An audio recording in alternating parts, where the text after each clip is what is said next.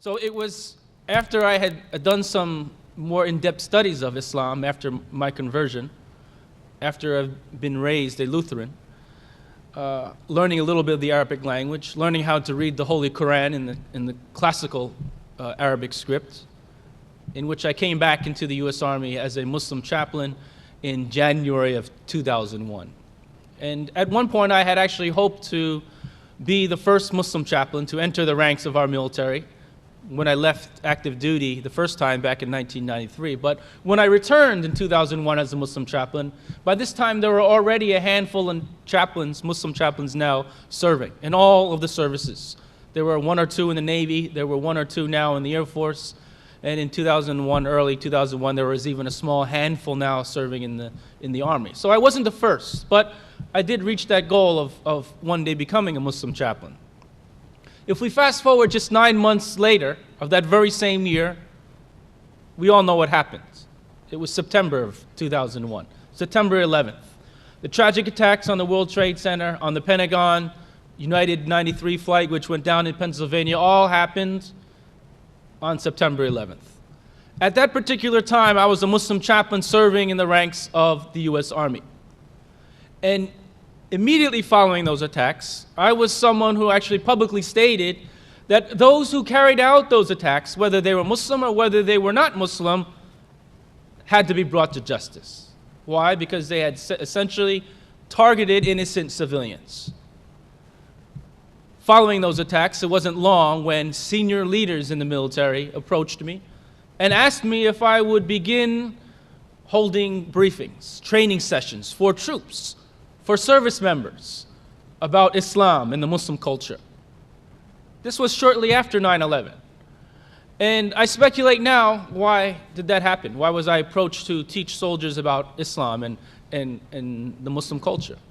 I think it was because many of the leaders at that particular time following 9/11 knew that it wasn't going to be long before our American soldiers were going to be deployed to Muslim lands, Muslim nations, like Afghanistan, like Iraq, and other countries in the Muslim world. And I believe it was that praise and recognition that I was receiving that would then get me handpicked to become the Muslim chaplain assigned to Guantanamo Bay, the controversial prison camp where at that particular time in November of 2002, there were some 660 prisoners being held down in Guantanamo, each and every one of them a Muslim.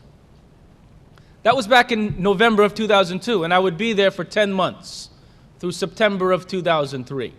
Again, each and every one of these prisoners was a Muslim, and I was being assigned to this prison operation as the Muslim chaplain. So again, now I speculate, why was I chosen to go down to Guantanamo and be the Muslim chaplain for this very sensitive operation? I thought it was perhaps so that our military, our government, the Pentagon, could state publicly to the world that, yes, indeed, we did have these 660 or so Muslim prisoners being held in Guantanamo.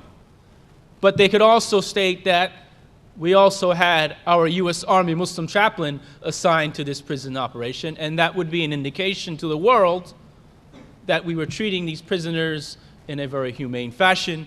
We were being very sensitive to the religious needs of these Muslim prisoners.